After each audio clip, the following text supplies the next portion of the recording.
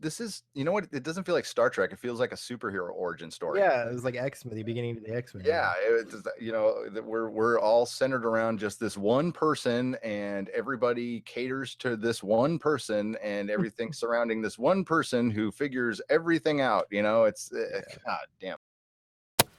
Nerderotic.com.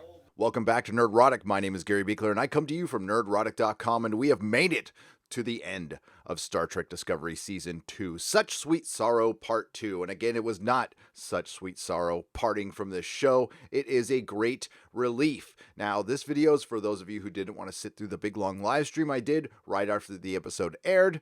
Of course, that was full of piss and vinegar. This one will be full of piss and vinegar. Now, I will be doing a Season 2 review where I will break down all the atrocities that this show has committed to Star Trek overall, the franchise, the canon, the timelines, everything, particularly to the character of Spock.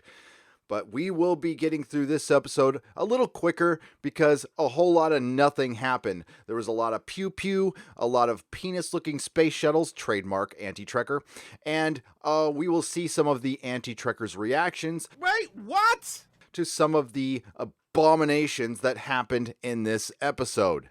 We start out this episode preparing for battle, and they face off with Leland, who is the lone human signature in the 30-some-odd Section 31 ships. When confronted with the fact that he only has 30 ships, like he should be afraid, he says ominously, "Count again." And we have a bunch of little ships come out of the big ships. And this reminds me of Star Trek Beyond. And these hacks rip off themselves and a lot of other people in the process of this episode. And again, let's not forget that the foundation of the big bad in this season was built on stupidity. It is an artificial intelligence that has the desire to become an artificial intelligence, yet it's not yet an artificial intelligence, but once it gets this vital information from the sphere to become an artificial intelligence, it will be an artificial intelligence. Wait, what? It also infected Discovery's computer enough to have self-preservation, to throw up the shields, to keep it from being destroyed and cutting off the self-destruct sequence,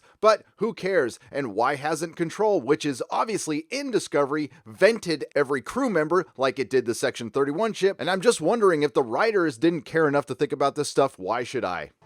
What? So this entire episode is pointless exposition, so we will get through this quickly. Stamets is injured, transporting the Ironheart suit for Riri Williams' Mikey Spock, and he of course is worked on by Hugh Calder, and they make up. There is Rebecca Romaine's number 1 teams up with Admiral Cornhole when a torpedo gets lodged into the Enterprise's dish, and there's a countdown on it, an arbitrary countdown, leading up to one of the dumbest scenes in the history of this show when Admiral Cornhole needlessly sacrifices herself and Pike watches her through a window. No! This is the dumbest moment in the history of freaking Discovery, and Discovery is full of dumb moments.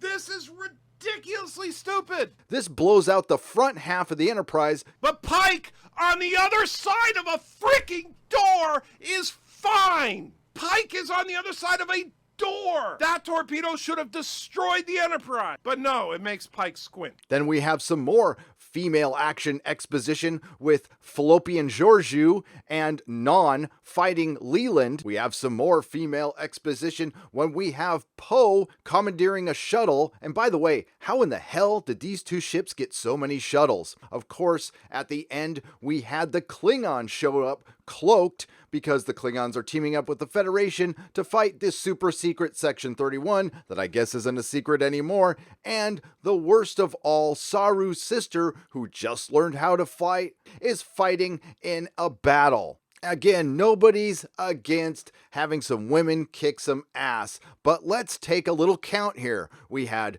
Poe, Saru's sister, L'Oreal, Non, Fallopian Georgiou, number 1, Admiral Cornhole, Tilly, Janet Reno, and of course Iron Burnham. To Vok Tyler assisting L'Oreal, Stamets laying down, to Saru sitting in a chair, to Pike sitting in a chair, to Spock assisting Michael Burnham. Okay, we get it. Let's sacrifice an almost 6-decade-old franchise to right all the wrongs of Hollywood. All this to protect the Mary Sue Michael Burnham, and while people are dying, she is staring at her mommy's time suit in reverence, while Spock is relegated to handing her stuff, which is pretty much what he's done the last few episodes, and we have our superhero origin story, as I talked about oh so many episodes ago. We have Riri Williams Ironheart as ripped off from Marvel Comics. The stupidity. And this has to be repeated. Michael Burnham is indeed the Red Angel, as everyone on planet Earth guessed the minute they announced the Red Angel. The Red Angel, Michael Burnham Ironheart, jumps out of the Discovery a la Captain Kirk in Star Trek Into Darkness, because like I said, these hacks rip themselves off as much as they rip everybody else off because they don't have an original idea in their brain. Spock and Burnham land on a random platform so we can get more feelings in space, and Mikey Burnham can send out the 5 signals. First signal goes to the Hiawatha so they can find Janet Reno. The second signal goes to Terra Elysium, and we still don't know how she transported an entire town to a planet from 300 years in the past. The third signal goes to the monastery of Kalish, where they can get the time crystals, and the fourth signal goes to Poe's home planet. Where the fifth signal is, I have no idea because we don't see it. Captain Emperor Fallopian Georgiou and Leland lose Non and start fighting 101. Fallopian leads him into the spore room and into the spore chamber, and she does this by telling him she moved the data into the spore console. But how the hell could she do that when the whole point of the last episode was that they couldn't move the freaking data? But now they moved the freaking data. They not only contradicted themselves in the last episode from the episode before, but now in this episode they're contradicting the last episode, because now you can move the data when last episode, the entire point of the last episode was that you couldn't move the data, but the episode before that was all about moving the data. Just in case anybody's confused, and I'm sure you are because I was, the reason the Discovery and the time suit with the time crystal is going into the future is because they couldn't move the data. What? The actual... And as the episode goes on, it just gets dumber and dumber. So Fallopian Georgiou defeats Leland, which is essentially control. And at that point, she uses the term neutralized. Therefore, it's done. Battle's over. Discovery and Michael Burnham and her time suit don't need to go in the future, but they still do. Is control neutralized? What about all the other ships it infected? What about all the other computer systems it infected? And then I realized this is Star Trek Discovery, and these are questions the writers never asked themselves. But the Discovery can't go into the future without doing more damage to the Star Trek franchise. Prior to this, Spock's engines are damaged, so he is not going to be able to go with Michael Burnham into the future as everybody predicted. And they have a long talk on their random platform in the middle of a space battle. And within this heartfelt goodbye between Mikey Burnham and Spock, he tells her how much she meant to him. Oh God, don't tell me we gotta... Oh no. Spock confesses to Mikey Burnham that he was lost as a child between his mother and his father, and that it was her, the great Mikey Burnham, who set him on the right path. You found me. You saved me. No. Spock questions whether he can go on without her. He is afraid. No, no, no. Then Mikey Burnham gives him the last advice. As a big sister, there is a whole galaxy out there full of people who will reach out for you. You will have to let them find that person who seems the farthest from you and reach for them. Let them guide you. And scared Spock says he will, laying the groundwork for the Kirk-Spock relationship.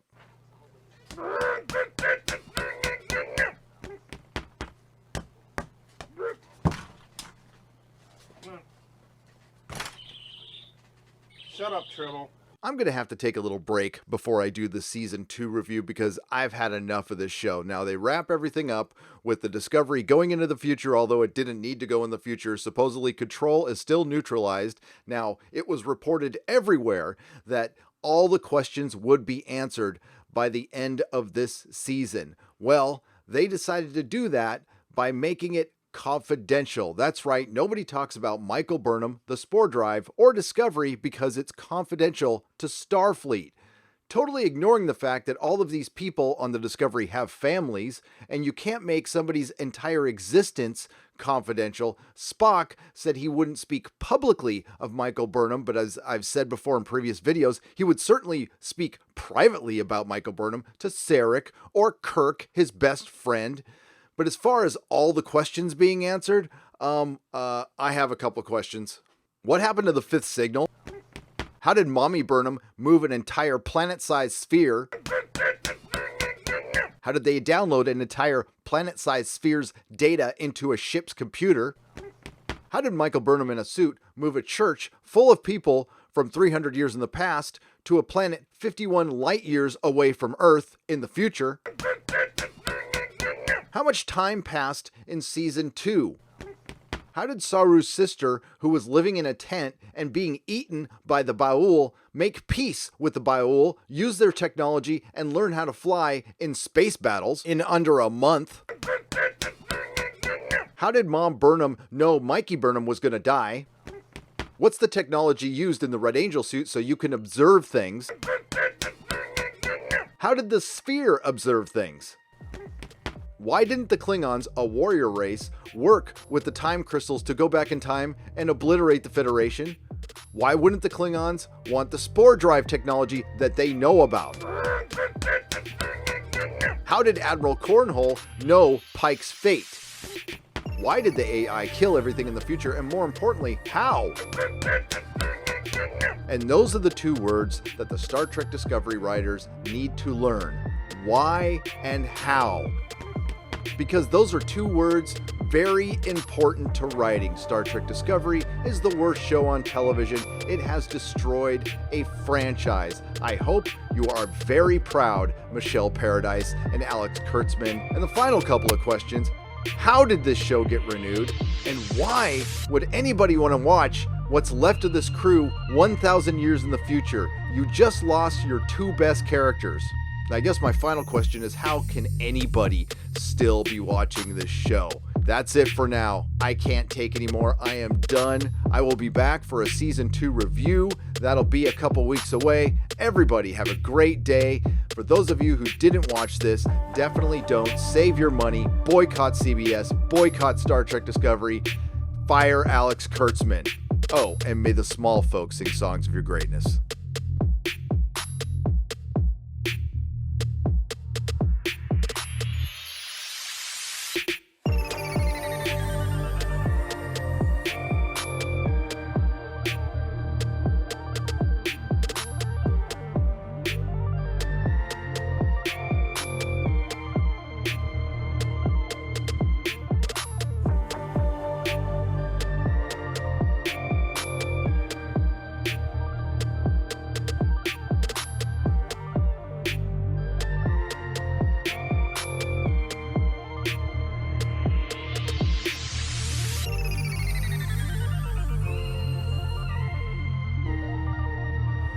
Nerderotic.com.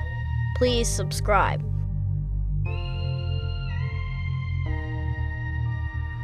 So let me just say this to the subscribers to the Nerderotic channel. Gary's good people, but you want really good people? Check out the Anti-Trekker.